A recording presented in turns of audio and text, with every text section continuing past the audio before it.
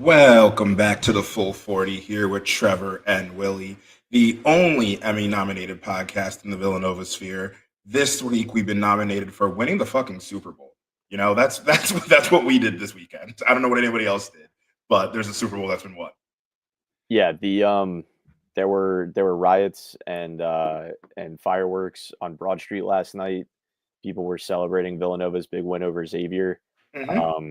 Took them a while to get there from Wells Fargo, but they eventually got to City Hall. I think the Nova game ended around 3:00, and then everybody got there around 10:00 at night. It was a long, slow march. I thought it was like a funeral procession. Yeah. Really good, really good stuff. Something I've noticed is, and it's correlation, causation, who knows? Every Eagles Super Bowl win, Villanova has won at home versus a Big East team. We beat Seton Hall in 2017 or 2018. That's as far as it goes. But if you want to take that a step further, okay, because the Eagles won the Super Bowl, does that mean Villanova is about to win a Big East championship and a national championship? Because that's also what happened last time. I think that's our prediction. I think that's what we're locking in. This team is going to do the turnaround of all turnarounds. And what did the Eagles do in '85? 83 was Buddy Bryant. That's not a question for me. Yeah, I'm trying to remember. I don't think we're very good. The Bears won the '85 championship, I'm pretty sure. So it wasn't the Eagles at the very least. Yeah.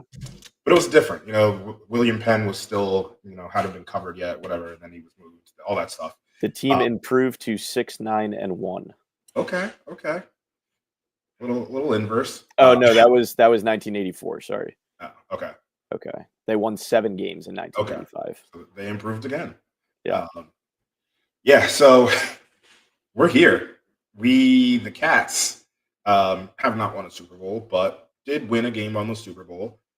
So since we last spoke, it's been a little bit, but we had Creighton, DePaul, and Xavier. We took an L to Creighton. In the most predictable way possible. I literally have this screenshot of texting my friend not 30 seconds before the buzzer beater, making fun of Ashworth, and I said he's about to hit a shot right in our face to win this game. Sure enough. That game was, predictable is I think the easiest way to think about it. I have nothing to say about that game because it was not a carbon copy, but a copy of what happened to us last year at home when they beat us at the buzzer. It was different, but same result. Because we started that game on they started that game on like a 15-0 run or something like that. But it was like a classic. I don't think we're going to be able to keep this up, and then we couldn't keep it up, and then we did that thing where we stopped scoring. Eric dribbled the ball off his foot on that one. Yeah, there was a couple of things. Like there was the timeout that was given on the out of bounds. By the book, it should have been called. Like he called it in air. I don't know that he had possession. I don't know how you can say he had possession when he was adjusting the ball as he was coming down. But they called it. But I think the larger issue was almost like, I want to say there was also a rebound that they had before that of down the stretch of games, us not getting that rebound to possess, to win the game or to just end the chance of them scoring. This happened versus UConn. It happened versus Providence. It happened versus Georgetown a lot. Like all of these things have happened. We're squandering opportunities for resume wins. I know we can talk larger about this goal of the season and everything like that, but no one listening to this wants us to like actually lose games. We would love to go to the tournament. There's larger conversation about what do we do with our coach, but like no one wants to lose games. And we have squandered Creighton, off the top of my head, Creighton, Georgetown, first Xavier game, Maryland. We'll go with those 4, but I know there's another one that we've that I'm not thinking of that we've left at the buzzer. Let me see what else was close. We almost putzed away Providence. We almost putzed away UConn. It's just it's a common theme. We didn't close the door versus Creighton, and this is the result. While you're looking for that, but then we bounced back. We played DePaul. Is that basically it? St. Joe's ended up being a 6-point loss, or a 7-point loss, but that game was further apart than the final score indicated. That was like a 40-22 Super Bowl win. That was really not even that close. So we had the DePaul game, which was awful. Allegedly a game of basketball. Awful. Awful. DePaul was without 3 key rotation players, including their best player, right? In their point guard. And we couldn't get out of our own way. Like it was like we were trying to lose the game. Came out flat, just nothing there. I have nothing to say about that game because of how absolutely abhorrent it was. It was one of those ones I just assumed we were going to win because we are better than DePaul, but at no point was I actually confident we would win. But I was also confident that DePaul wasn't going to win because I was like, they don't have enough to make this comeback. If they had one of those 3 players, we would have lost, I think. Yeah, completely. And yeah, I mean, some of that is probably the adrenaline boost you get when you're down 3 guys all of a sudden, and everybody else just sort of plays that up a little bit, but nobody was playing up to anything. It was just like bad basketball. It's like you go back after watching like college basketball or NBA for a while, and then you go back and watch it like a high school game or something. And it's like, wait, why aren't these shots automatic? Why, missing layups, missing corner threes, stuff like that. It's just like bad. And it was uninspired. And I was surprised. Like, honestly, I was more convinced we were going to find a way to blow that one than separate and hold on. I know that if we played Alabama or Auburn, we'd probably only lose by like 10 to 15. Like, it wouldn't be insane. Just the way that we play. You know that? Yeah, I know that. The way we play, who we are, I feel like it'd probably be and it might be 20, but then we lose by 10 to 15. They are playing a different sport than we play 95% of the time. Watch that game on Saturday, number 1 Auburn versus number 2 Alabama. That's going to be coming this Saturday at 4. Watch that game and be like, where the fuck is this? We just aren't there. There are levels to this, and to that point, it's different.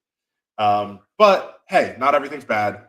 We did beat Xavier, which, as John Rothstein put, we're now a win away from being a win away, which is where we've always been, which is where we are a win away squared. We are technically there, which some of you might be getting up hope, getting hope. Some of you might just be like, hey, we've done this before. I'm on the camp of we've seen this story before. It's funny you say that because this is exactly what happened last year and the year before.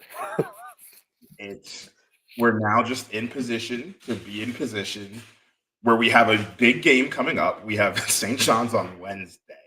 Wednesday. Best St. John has played in 20 years, 25 years, highest ranking they've had. And they come to the Finn, or we play them at MSG? That's actually a good question. They're coming to the. It's a home game. I just assume it's at the Finn, and not. I would think it has to be. Yeah.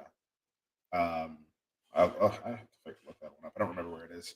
I would bet it's a Wednesday game, so it's got to be at the Finn. But yeah, so we're in position to be in position. We beat Xavier. A back and forth game. I was locked in for the first half, and then I kind of got Super Bowl nerves, so I stopped paying attention as much in the second half. Was able to rewatch some of that game. It kind of came down to just Eric Dixon and Tyler Perkins catching fire down the stretch. That's just really what it was. Yeah, I in the same boat as you. Watched the first half, then I had to run out to the store, so I missed the second half. But basically, Wooga kept Nova in the game and afloat in the first half, And then I think Dixon went into the break with 2 points and then scored 22 or 24 in the second half. So this is kind of like a concerning. I mean, there's 7 games left. This has just been what's happening as of late, where Dixon gets off to a slow start. Wooga keeps things close or keeps us ahead, and then they completely switch in the second half, and Wooga either doesn't take shots or Dixon gets more shot happy and starts seeing some go in, which is fine because somebody has to score. But Wooga has these great halves of basketball that we can't seem to get to back to back. Like end of the Creighton game, he was taking every shot and getting to the rim at will. And then it wasn't until the final play when Eric ended up dribbling off his foot. But so like I said, 7 games left. It's a little too late for this, but we've been calling all season, and what we said at the beginning of the season was this team will go as far as it can when the best players are playing well at the same time, and that's always been Eric. And then who else is going to show up? We had games where Brickus was dishing, not really scoring so much as of late. We had games where Wooga wasn't scoring but was rebounding and defending and everything. And I just really want guys to play well at the same time. Jordan was on a tear, slowed down. Can we get any consistency? So Dixon's been consistent. These last 3 games have probably been the best 3 games in terms of individual, like 3 players playing well at the same time. Where between Eric, Wooga, and Jordan. Eric, I'm not even going to talk about Eric's numbers. We're going to talk about that a little bit later. Wooga over the last 3 games, not a big sample size, but Wooga's averaging basically 20 points, 6 rebounds, 4 steals, shooting 53, 53, and hasn't missed a free throw. He's been playing really, really well. Jordan, on a similar note, has been a little bit worse. Has only been averaging 10, but it's just it's like a weird, I guess I'm also adding Marquette into that. If I add Marquette in it, he had 1 low scoring output, but he was averaging 15 to 17 over most of January, it felt like. Yeah, and then adding Marquette, that puts it up to 14. So Jordan, it's not the last 3 games, but Jordan, it's just a bigger sample size. The last give or take, like you said, month, he's been playing better as well. Brickus has taken a step back. I'm okay with that in the vacuum of the other 2 players have stepped up. I've loved what I've seen from Wooga down the stretch. If this is the Wooga we can get going forward, if Longino plays to this level going forward, I'm comfortable saying we will remain in a position to be in a position. That's what I'm comfortable saying. So you're telling me if 3 of our best players continue playing well, we will have a chance of making a Big East tournament run? There's a chance. I'm telling you, there's a chance. But I've been happy with what I've seen from Wooga. It's been good to see that click. But to your point, it's a little too late. It would have been nice earlier, but who knows? Positive optimism. Who knows what could happen down in these last 7 games? Well, I know exactly what's going to happen in these last 7 games. It's called 3 and 4, baby. But I think where I struggle with is, to your point, it's been a lot of your turn, my turn, and not fully okay, they are playing off each other very, very well. Actually, if I'm really getting into it, I don't think they play off each other very much at all. It's pretty much ISO. And this is something I'd like to see more of Kyle figuring out. How can you get Wooga and Eric in a ball screen situation? Or Wooga feeding Eric more in the post, Eric kicking out to Wooga a little bit more. And it happens, but there's not a lot of 2-man game between the 2 of them that is super successful. If I had my synergy, I'd pull it up. But just anecdotally watching the games, it doesn't feel like we lean on those 2 as a 2-man. And I would like to see a little more of that, because that's really powerful. Wooga's on paper he's been having a good season, but he's averaging 15-6, shooting 49 from the field, 40% from 3. This is a very, very good season. Not just for this is a good season for anybody in basketball. He's having a good statistical season. I would like us to I want to make the tournament. That's just what it comes down to. But here's like the problem with all of this is that we're 24 games into this and they haven't found a way to play together. No, yeah, you're right. Like, and what are we doing? And I know that opens up another conversation that everybody's been tired of having, and we'll touch on later. But yeah, you need your best players to be able to coexist.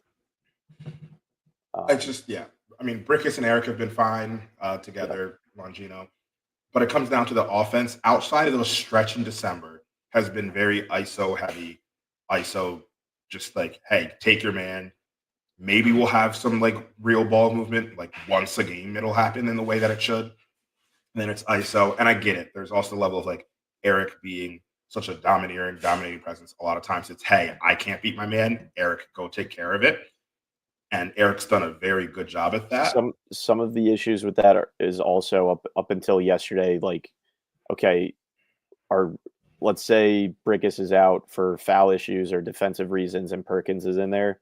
You have two guys that are non-threats in Perkins and Bocce, and the ball just stops. Yeah. Nobody is respecting either of them outside of right underneath the basket, basically. And up until the Xavier game, Perkins was having a historical shooting slump. And so that's difficult to try to run an offense when you have two sticking points and two players that defenses aren't respecting and basically able to check out on and be able to sell out against Eric and Wooga and to whoever's hot between Longino and whatever else is going on. So that just makes things harder. Yeah. Yeah, I mean, Perkins, I wanted to see what he was shooting before that slump happened. He was shooting 45% from three. He's now at 34, but that's also after a game or 2 games in a row of him going 6 of 7 total. Like DePaul and Xavier, he's corrected versus those games. He's been good. He was actually very key down the stretch in the Xavier game, but he was on a historical slump. I think Eric has. I think Eric's kind of turned a corner in terms of like how he's handling what opposing defenses are doing to him. It feels like he's understood he doesn't need to push as much. I think he was 1 of 6 in that first half, which like it doesn't look good, but like it's way better. Like he doesn't, and we've always appreciated he does not overshoot when he's in a slump. He is a smart player. Yeah, I want us to see it make the tournament, and I just think for us to do that, I want to see more 2-man action between Wooga and Eric, where they are literally playing off each other, or just like in less ISO. But that gets to Eric, and that's the reason we play is because of the presence that he is, which also puts Eric 200 points away from the record. Eric is at 2,046 points. And the record is 22-43, I believe. Yes. Yeah. So we have 7 regular season games left, at least 1 Big East tournament game, and then maybe an NIT or whatever they were, the Crown or whatever. I saw we were some other made up tournament that who knows what the team will do. I think they should accept whatever invitation they get. But you know, who knows what that'll end up being. So here's the I'm going to say a silly thing. We're not going to be a top 4 seed, but we're currently in the 5. That's a silly thing. Oh, in the Crown or the wait. No. In the Big East. Oh, okay. In the Big East. Sorry. So what I'm thinking about is, do we get that extra game or not? Like, do we play in theory DePaul again and then have a game in the Big East tournament? Gotcha. If we get that seed, which we're not in position for that. We are in position. Yeah, we are. Yeah, we're at 5 right now. Now, granted, the 4 is UConn, who, they haven't had a fantastic season by UConn standards, but like they're still better than us, even though we beat them. Like it's so it would take. Let me pull this up again. We are 7-6 in conference. UConn's 8-4. Marquette's 9-4, and then it's Creighton and St. John's, who we're not going to catch, and we're not going to catch Marquette. And we're not going to catch UConn. Let's be real. Let's just be real. We're not going to catch any of them. So the best we can finish is 5th. In theory, like I would say there is a minuscule chance UConn falls, but like it's going to be realistically the 5 seed at best. But that gets to Eric. So he is 197 away with, let's say, minimum 8 games left. That puts him at 24.6 points per game needed to break the record held by one Carol Kittles. I like Carol. I like making that up. That's a good one. It's like Gerald Wright, Carol Kittles. Do we think he does it? I just for Brian's sake, because I know he's not on, and he would like to say, or his feeling is that he would not like to see it, because Brian's a hater. No, I don't know. The way it basically comes down to what happens on Wednesday, right? Like St. John's could hold him to like 4 points, and then it just becomes that much more insurmountable of a task. But obviously he's capable of averaging 25 over the next however many games. But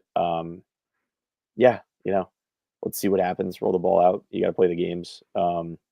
It would be cool. It's a great accomplishment, regardless of there's technically a little bit of an asterisk there because he had the extra years of eligibility.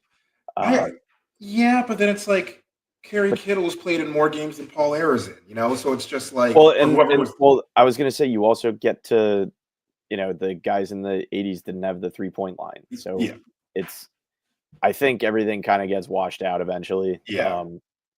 It'll be very cool for if he let's assume he does ultimate program guy, you can say homegrown redshirt to 4 points a game to 8 points a game to 16 or whatever it was, and now he's average nation's leading scorer. Cool story. He missed out kind of by just virtue of kind of college basketball imploding once he started stepping up to the plate, and obviously only having a couple years with Jay, but it'll be a thing to smile about when the season's over, I guess. So he's currently 48 behind Bob Schaefer. We all remember Bob Schaefer playing, had a hell of a set jump shot. And then he's quick math, 124 behind Keith Herron. And then he's at like 175 behind Scotty Reynolds. So there's even a chance he doesn't catch Scotty. There's a chance. I'd imagine everybody else he'll catch. So we're looking at him finishing, barring anything weird happening, like 3rd at minimum, which is, once again, still a fantastic accomplishment. I'm excited for Eric. And frankly, like if Eric wants to score 35 a game and have 10 assists for the rest of the game, maybe do that play, Eric. Just run that for 8 straight games and we'll see where we get. So that's Eric. Anything else you wanted to talk about before we get to talking about St. John's and Providence a little bit? Not that I can think of. Yeah, he's not gonna. My fun stat for Perkins sort of coming alive. Per Dylan Johnson on Twitter, Villanova is now 7-0 when Perkins scores in double figures. So if we can get Perkins to score in double figures for the next 8 games, we're in position to be in position. We are positioned to be in position. All right, so we're going to roll a quick ad, and then we'll start talking about how we handle the Red Storm, who are firing on all cylinders.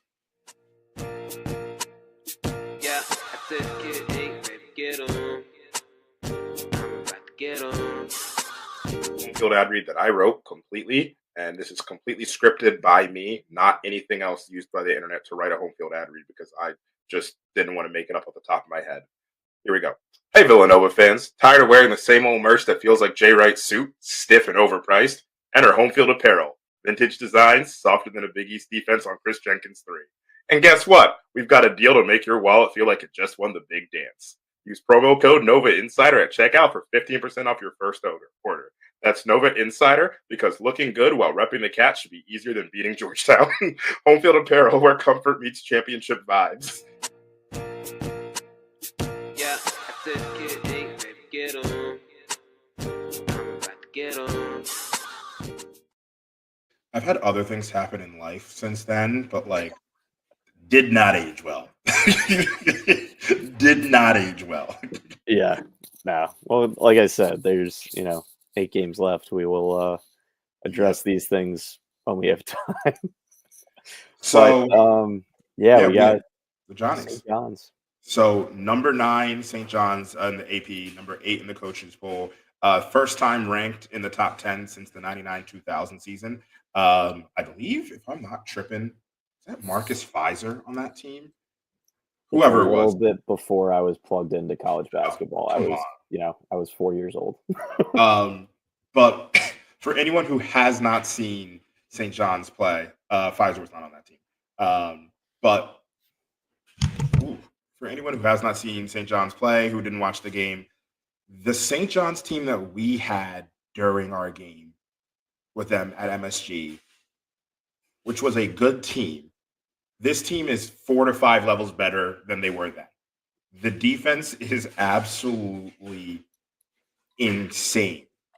The connectedness that they have, the length, the fervor with which they play, they are going to hound us from beginning to end.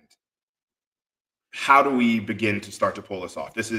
I know you love Rick Pitino, but this is a really good job he's doing. I won't compliment the man, but he has a very good basketball team right now. And I think the unique thing about it is I don't think there's anybody that's super mega talented or special on this team. They just play like he has 5 Josh Harts out there. And Villanova, unfortunately, does not play as if there are any Josh Harts out there most of the time.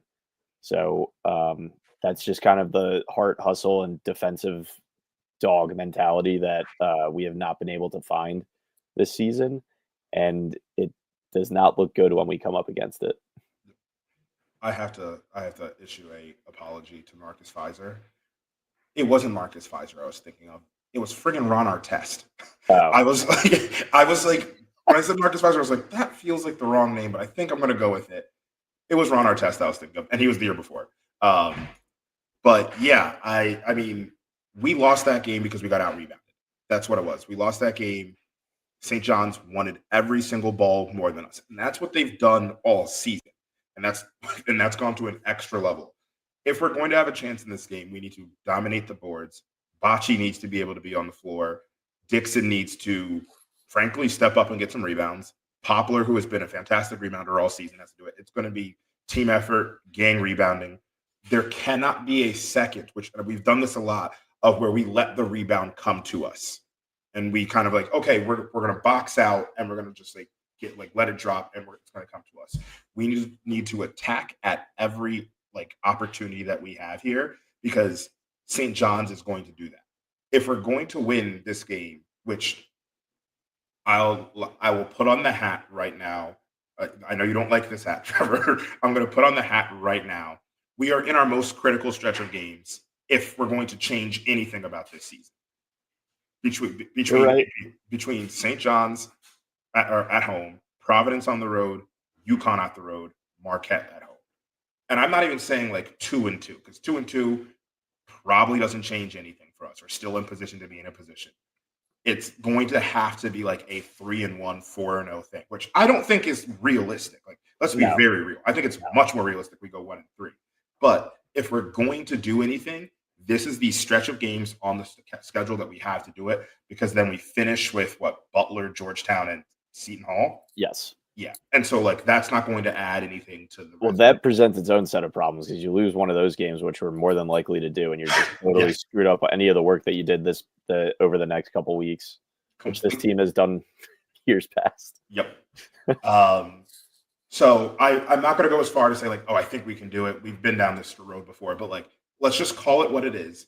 This is the key. This is the moment for the team to step up. I'll even say another thing. If Kyle Neptune's going to be the coach of this team next year, this is the stretch he has to prove it. Like, this is just what it is. This is the moment is here. This is the game. We have St. John's at home. Students are back. It shouldn't be dead. Well, it's a pavilion, so we'll see.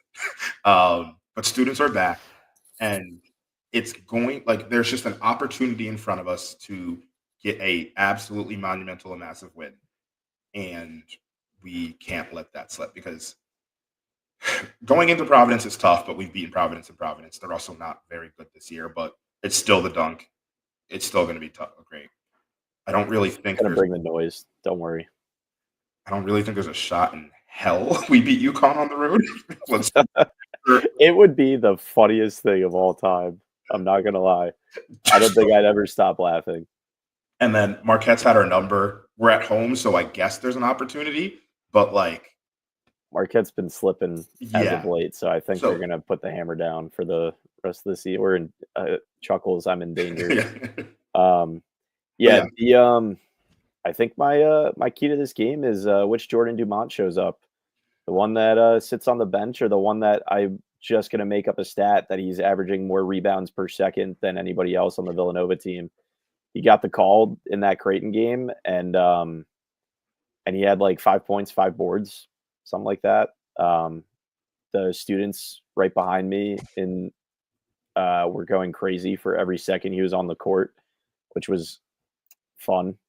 Just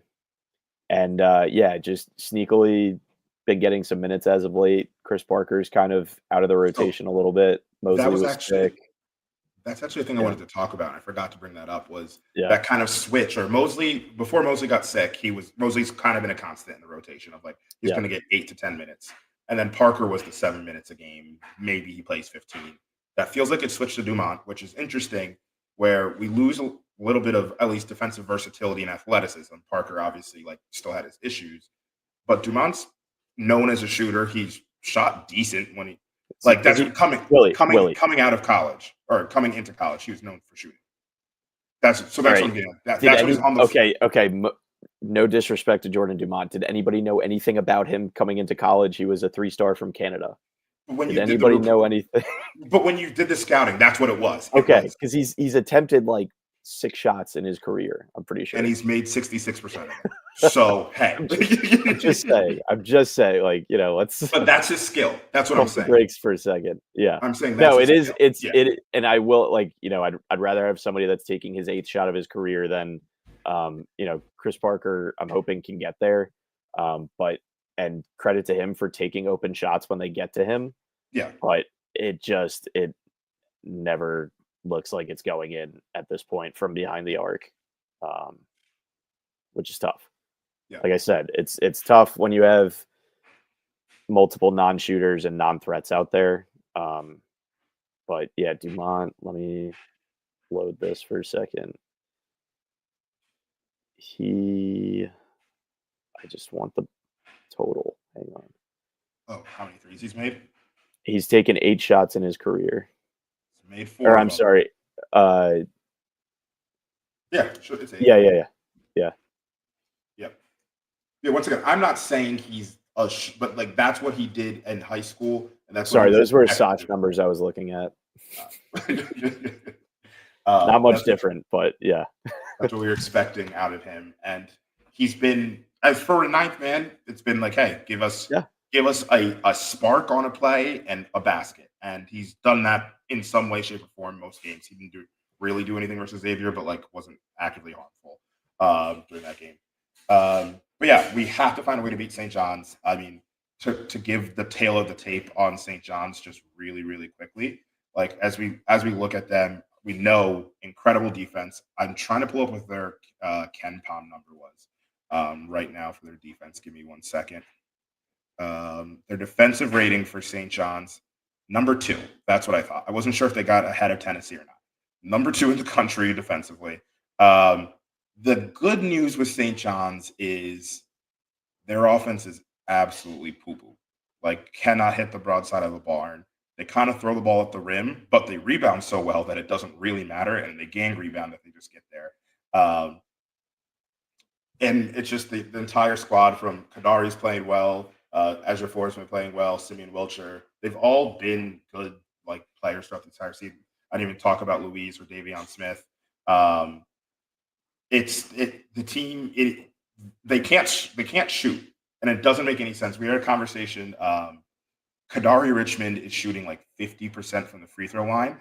And it was in our group chat. And, yeah, which is hilarious because he shot 81% last season. So I've never seen someone like I've seen people increase free throw percentage. Tommy put in the chat that like Bocce increased his free throw percentage from 38% last year to 69% this year. So like the same growth. But I've seen it happen going, you've gotten better. I've never seen someone regress 31%. I've seen 10%. I've even seen 15% maybe. But like they're injured. Kadari, I've never seen this before. So down the stretch, I don't know, hack a Kadari, like make them make shots. We should start the game with maybe we should start. I know Sash can't really move right now, or is he injured or whatever? Maybe we start Sash and Jordan and Nana and just hack a Kadari the whole game. Other things, so obviously rebounding. We're going to have to be able to hold on to the ball. No turnovers, no live ball turnovers. Which that's been a horrible. That's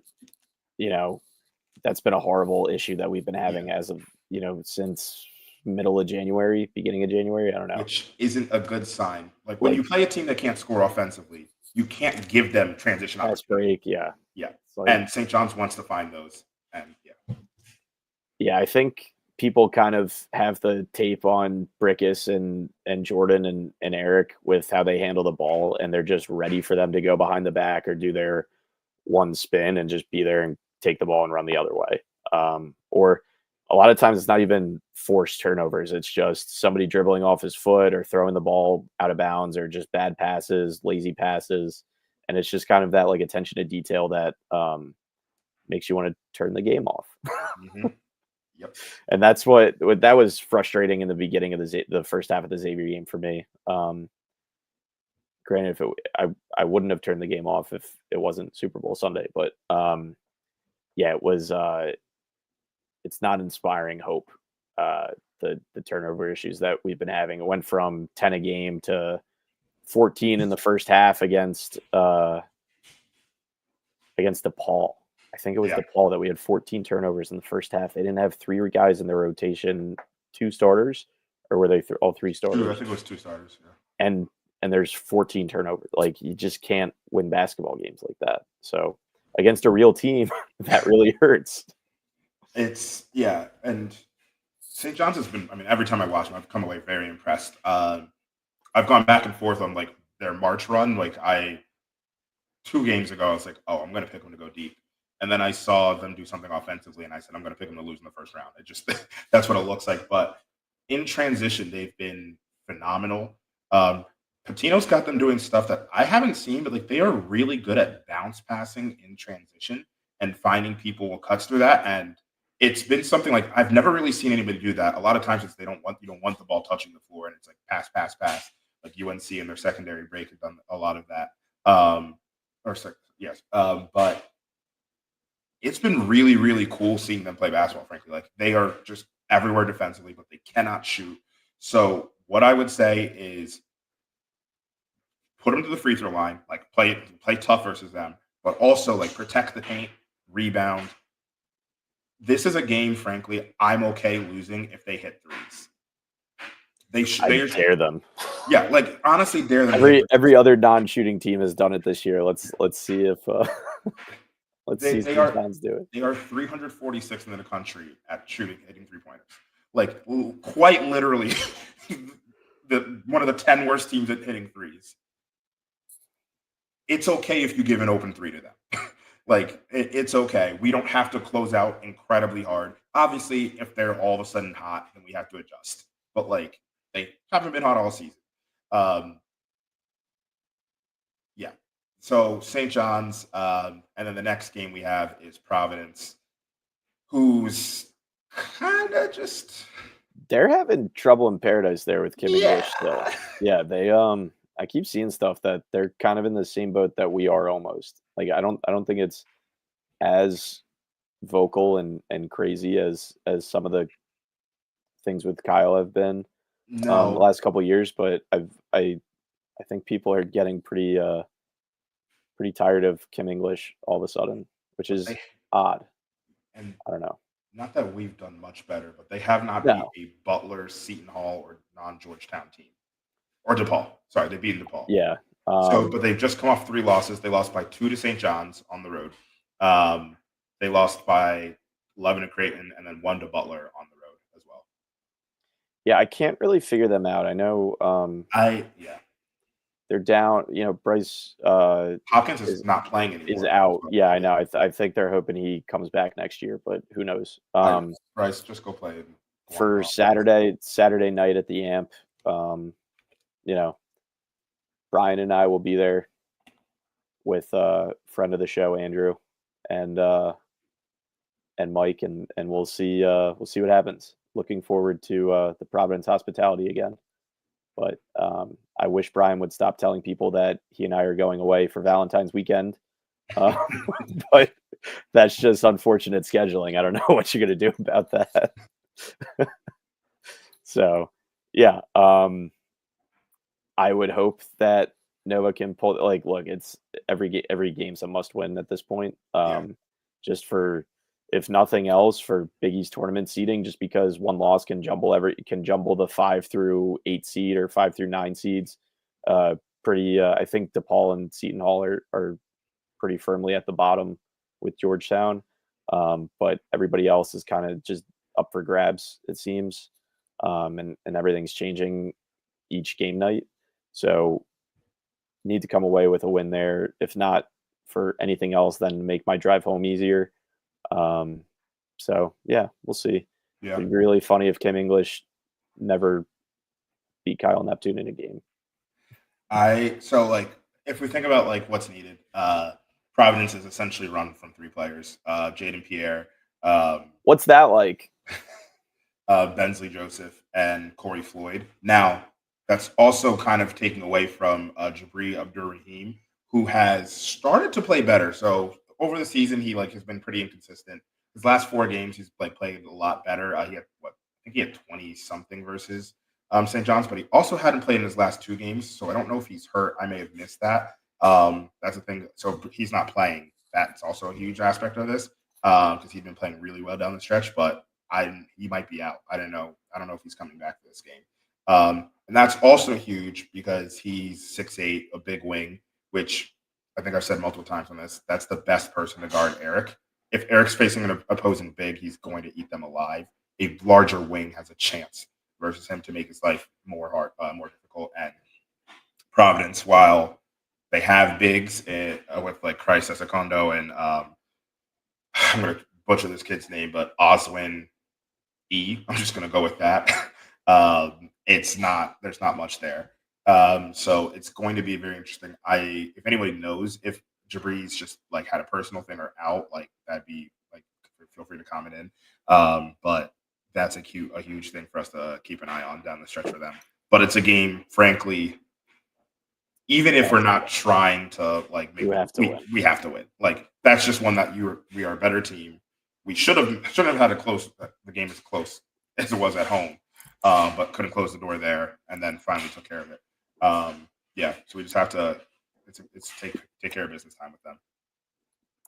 Yeah, not too much else to add to that. Like I said, we'll be there. So if anybody's in Boston or Providence and wants to hang out, we'll be at the game, and we will we'll have a good time in Providence before and after. And during, come on. And during, no, you know what I meant. We're gonna be at the game for the game, but I meant, we're gonna have a good time. I don't know. You want to get to? I don't really know. What do we want to do? Awards or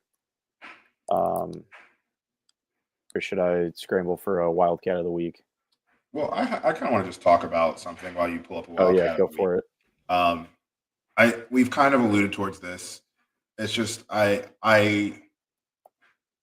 I as we look at the rest of the season, and I kind of outlined already, the 4 games that we have are the most important there as we look ahead. It's these next 4 games to frankly define Kyle Neptune's next 3 years.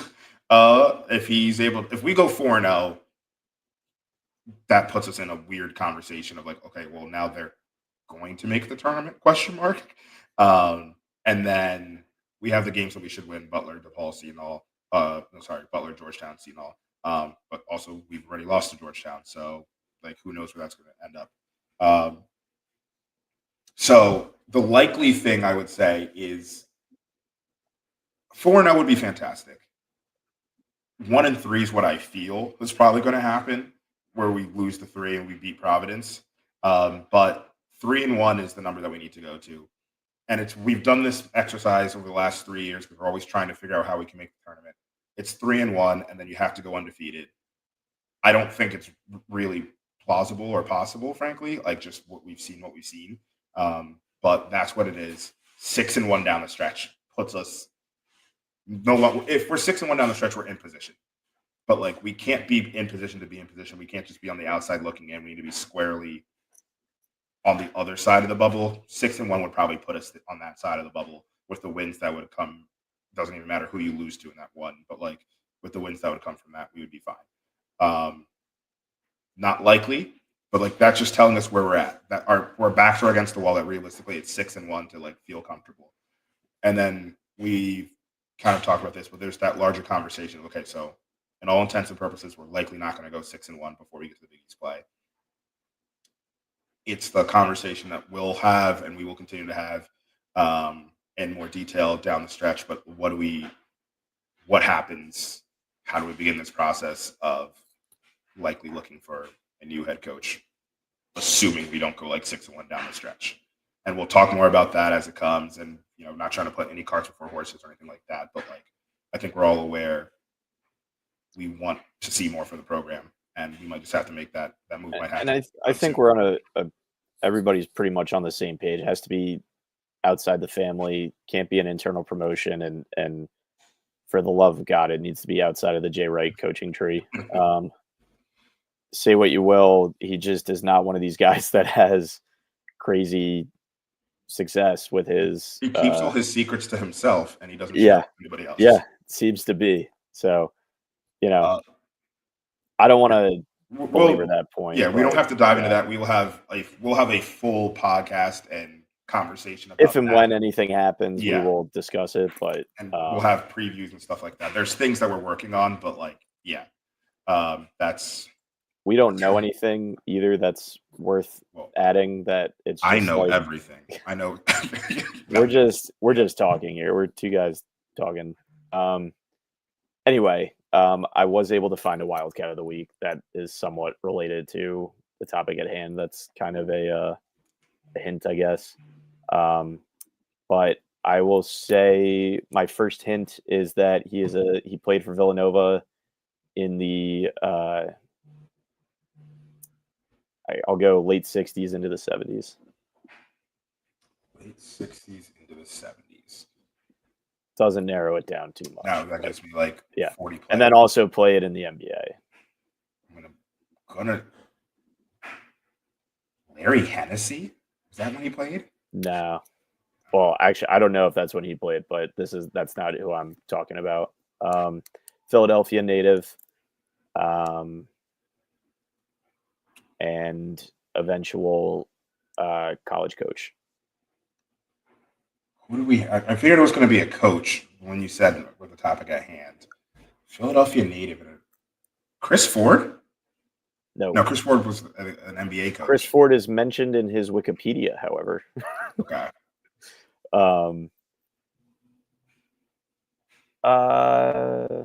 Recently retired from head coaching in 2022. And it was only college that he was head coaching? Yes. One team. When he was a college coach. Was this a D1 college? Yes. Who the heck am I missing? He also he coached Monsignor Bonner High School. He was an assistant at UPenn. And then his head coaching career at the college level was with one team. Retired in 2022.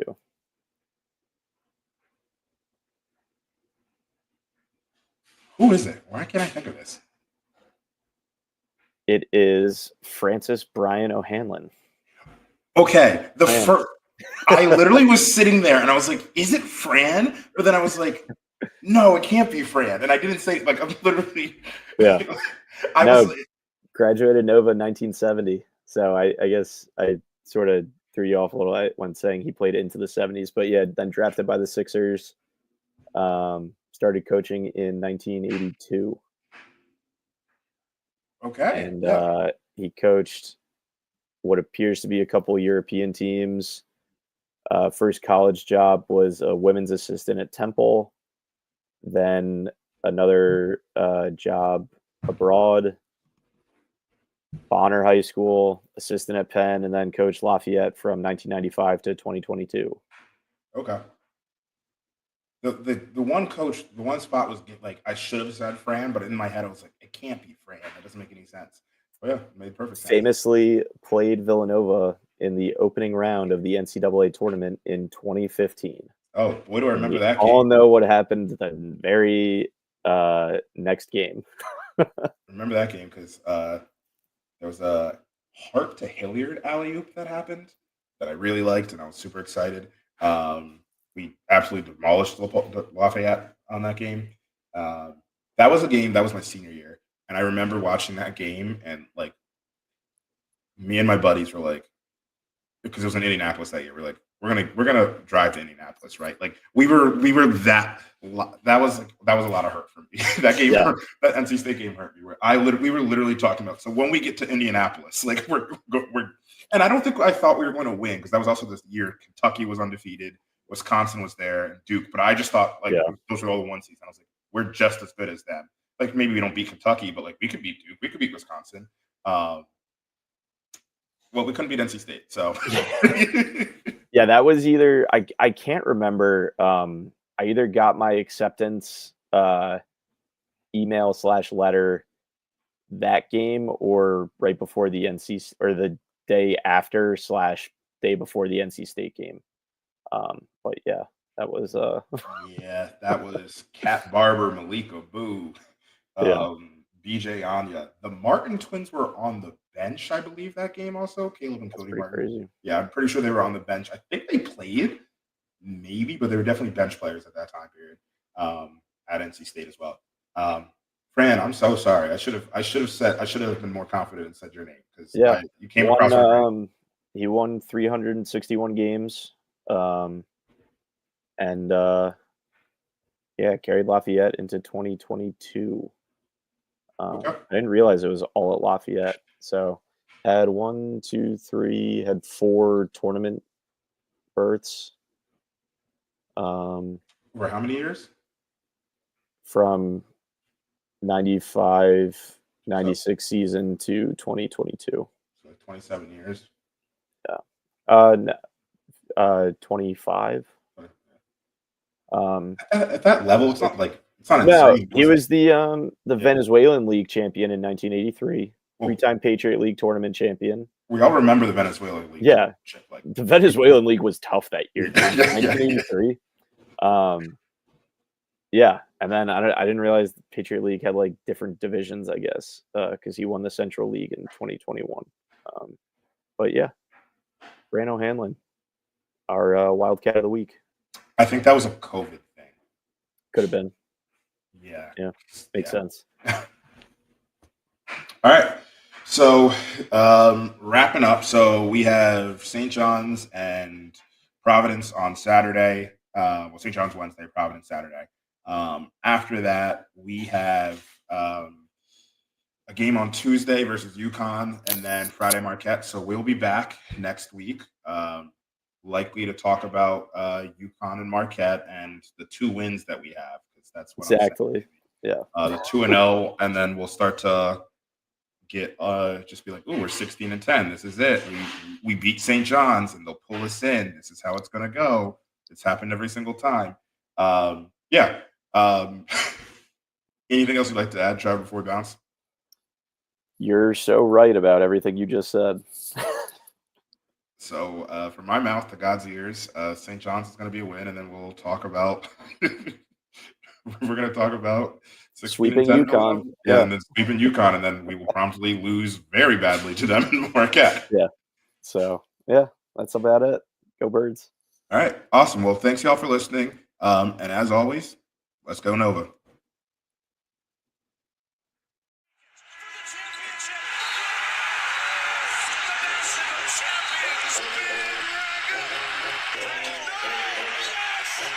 Yes!